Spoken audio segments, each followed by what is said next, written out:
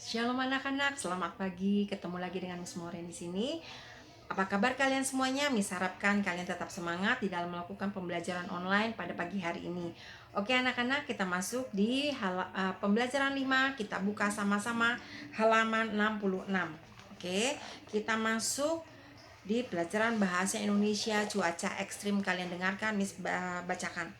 Tuhan yang Maha Kuasa telah mengatur perubahan cuaca terjadi secara bergantian. Jika tidak ada perubahan cuaca, maka hanya ada satu cuaca yang terjadi. Keadaan akan menjadi kacau. Coba bayangkan, bila hujan terus-menerus, maka udara akan terasa dingin. Begitupun sebaliknya. Bila cuaca selalu cerah, maka udara akan terasa panas. Namun saat ini cuaca dapat terjadi dengan ekstrim. Cuaca ekstrim adalah cuaca di luar batas normal sehingga dapat menimbulkan bencana. Tolong kalian garis bawahi, cuaca ekstrim adalah cuaca di luar batas normal sehingga dapat menimbulkan bencana. Misalnya hujan lebat yang turun terus-menerus. Contoh cuaca ekstrim lainnya adalah hujan es, badai, kekeringan, dan puting beliung. Tolong kalian garis bawahi sampai di situ. Cuaca ekstrim ini menghambat kegiatan manusia. Gelombang laut yang tinggi akibat angin kencang membuat nelayan tidak dapat melaut. Awan badai di angkasa juga membahayakan penerbangan pesawat terbang. Cuaca ekstrim juga mendatangkan bencana. Bencana tersebut tidak hanya merusak bangunan, namun juga menyebabkan korban jiwa. Oke.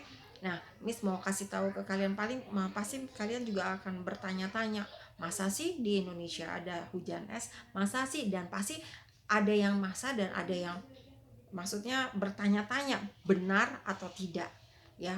Nah, yang Miss mau katakan di sini memang pernah dan ada yang bahwa terjadi hujan es itu pernah terjadi. Nah, ada temannya Miss ya di komunitas. Nah, temannya Miss ini dia naik satu gunung selamat. Nah, di Jawa Tengah. Ternyata pada saat dia sampai di puncak gunung terjadi yang namanya hujan es ya. Hujan es. Dia langsung berteriak, semua pendaki pun langsung turun ke bawah. Dia bilang baru pertama kali ini yang namanya gunung selamat turun yang namanya hujan es. Itu pertanda namanya akan ada yang namanya badai atau cuaca ekstrim ya. Nah, kalau kalian bilang kayak gimana sih Miss? Ya memang kayak dibilang hujan es ya hujan es gitu. Jadi buru-buru mereka turun karena memang sudah dibilang kacau ya. Ya namanya kacau ya, pasti yang takutnya itu ada yang sakit, apa ada yang meninggal, tapi puji Tuhan semuanya teman-temannya Miss bisa turun dengan selamat. Yang Miss mau katakan di sini bahwa hujan es itu ada ya, berarti pertanda yang namanya cuaca ekstrim. Oke, kita masuk di ayo menjawab. Miss minta kalian kerjakan di buku PS tematik. Apa yang diatur oleh Tuhan yang Maha Kuasa terjadi secara bergantian. Kalian tuliskan perubahan cuaca. Lalu yang kedua, apa yang terjadi bila hanya ada satu cuaca yang terjadi secara terus-menerus? Akan terjadi yang namanya kekacauan dan bencana. Yang ketiga, kalian tulis baca soalnya. Apakah yang dimaksud dengan cuaca ekstrim? Kalian tuliskan. Cuaca ekstrim adalah cuaca di luar batas normal ya. Contohnya hujan es, badai, kekeringan, bahkan puting beliung ya. Bagaimana kegiatan manusia apabila terjadi cuaca ekstrim? Nah, itu pasti yang namanya terhambat. Lalu sebutkan bencana yang diakibatkan oleh cuaca ekstrim. Hujan es, badai, kemudian kekeringan, puting beliung, gelombang laut yang tinggi diakibatkan angin kencang, awan badai di angkasa ya. Kalian tuliskan itu. Kemudian kita lanjut ke BMKG. Munculnya cuaca ekstrim disumbang aktivitas manusia. Munculnya cuaca ekstrim belakangan ini ternyata banyak disumbang oleh kegiatan manusia. Bahan buangan dan polusi yang disebabkan kegiatan manusia memberi pengaruh besar dalam mempercepat proses perubahan yang terjadi.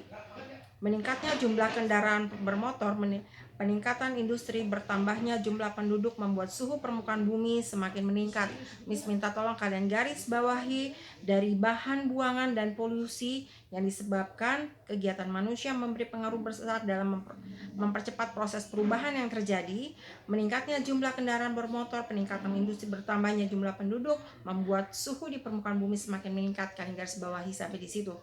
Akibatnya, kerap terjadi cuaca ekstrim seperti musim penghujan tetapi kering, atau musim kemarau tetapi curah hujan tinggi. Nah, menghadapi hal itu, kalian tolong garis bawahi Badan Meteorologi, Klimatologi, dan Geofisika BMKG. Sampai di situ kalian garis bawahi.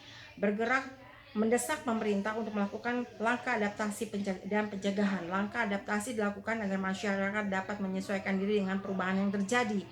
Sementara langkah pencegahan dilakukan untuk mengurangi laju perubahan yang terjadi. Pemerintah diharapkan mengeluarkan peraturan tentang pembatasan kendaraan bermotor. Tolong kalian garis bawahi dari pembatasan kendaraan bermotor serta melakukan pengawasan terhadap pembuangan limbah dan polusi industri. Kampanye penanaman pohon juga perlu dilakukan. Tolong kalian garis bawahi sampai di situ. Selain itu, ruang terbuka hijau yang ada harus dipertahankan, bahkan perlu untuk ditambah. Nah, di sini dikatakan lahan hijau ya, perlu ditambah. Kemudian makanya banyak belakangan ini ya, ada yang namanya kegiatan penanaman 1000 pohon, ada juga penanaman penghijauan. Banyak kegiatan-kegiatan yang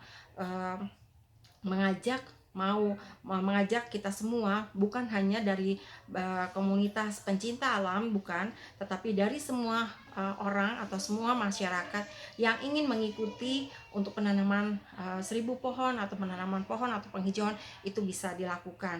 Nah, waktu beberapa bulan yang lalu ya, atau bisa dikatakan tahun yang lalu ya, Miss sempat membawa Hosea untuk mengikuti yang namanya satu kegiatan penanaman pohon. Kenapa Miss bawa dia mengikuti kegiatan tersebut? Miss hanya ingin menekankan bahwa ingin menanamkan bahwa dia harus mencintai yang namanya lingkungan, khususnya apa? Penghijauan. Kenapa? Karena kita ini butuh namanya oksigen.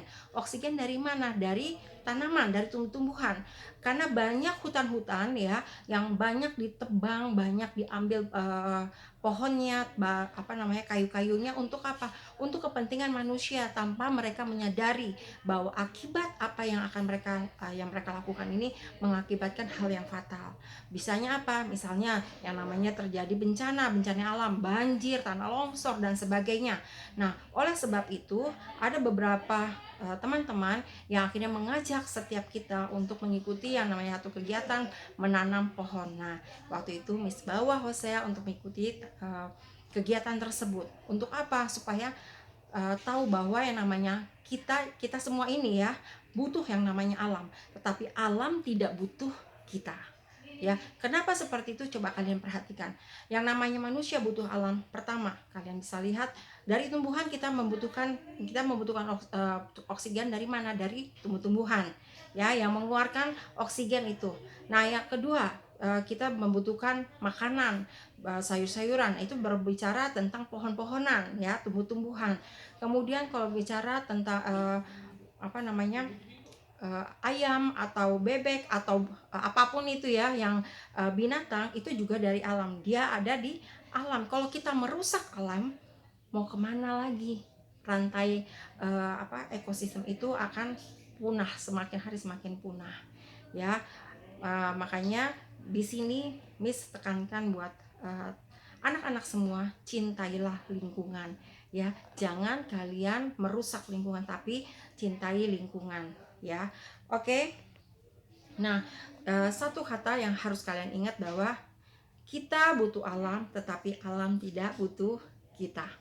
Oke, kita masuk di halaman 68 ya. Di halaman 69 kita masuk pelajaran PKN. Murid-murid kelas 3 menjelaskan ringkasan tentang cuaca ekstrim di depan kelas. Satu persatu anak maju ke depan kelas menjelaskan hasil ringkasannya. Setiap murid berbicara dengan cara yang beragam. Beberapa murid bahkan ada yang berbicara dengan logat daerahnya yang khas. Saat ada teman yang berbicara di depan kelas, tidak ada murid yang berbicara. Semua memperhatikan dengan seksama. Tidak ada yang menertawakan saat temannya sedang berbicara. Itulah saat salah satu makna persatuan dan keberagaman. Semua merasa sebagai satu bangsa. Semua saling menghargai meskipun berasal dari daerah yang berbeda-beda. Semua bersatu tanpa mempermasalahkan perbedaan. Nah, Miss katakan di sini, siapapun orang yang berdiri di depan, kalian harus hargai. Hargai dengan cara apa? Kalian dengarkan apa yang dia bicarakan. Jangan kita berbicara satu dengan yang lain. Ketika kalian sedang berbicara di depan, ada orang yang seperti itu, kalian rasanya gimana? Pasti marah kan? Ah, ini nggak dengerin saya, Miss. Ini nggak dengerin saya. Nah, akan terjadi hal-hal seperti itu. Jadi siapapun orang itu yang berbicara di depan, nah Miss harapkan kalian tetap mendengarkannya. Oke, kita masuk di halaman 70 pelajaran matematika. Nah, di sini ada dua lingkaran ya. Ada pecahan 1/2 dan 1/4. Nah, di sini dibagi dua bagian karena 1/2 ini dibagi 4 bagian. Nah, karena 1/2 pembilangnya ya itu hanya satu, maka yang diwarnai satu bagian. 1/4 kan pembilangnya 1, maka yang diwarnai 1/4. Maka 1/2 lebih besar dari 1/4. Kenapa? Kalian lihat yang diwarnainya lebih banyak, ini lebih sedikit. Oke, kita masuk di ayo berlatih halaman 71. Kalian lihat di sini ada dua bilangan ya, dua gambar ya, lingkaran. Di sini satu lingkaran sudah dibagi 3, 2/3, karena pembilangnya ya ada 2, maka yang diwarnai ada dua bagian. Kemudian ini 1/2, karena satu pembilangnya maka diwarnai 1, maka 2/3 lebih besar dari 1/2. Dilihat yang diwarnainya ternyata lebih banyak ya. Kemudian lihat yang nomor 2, 3/4. Di sini juga 4/8.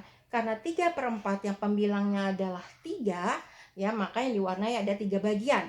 Kemudian 4/8 maka yang diwarnai 4 bagian ya. Jadi 3/4 lebih besar dari 4/8. Paham sampai di sini? Kalian lihat gambarnya yang diwarnai itu lebih banyak yang mana ya.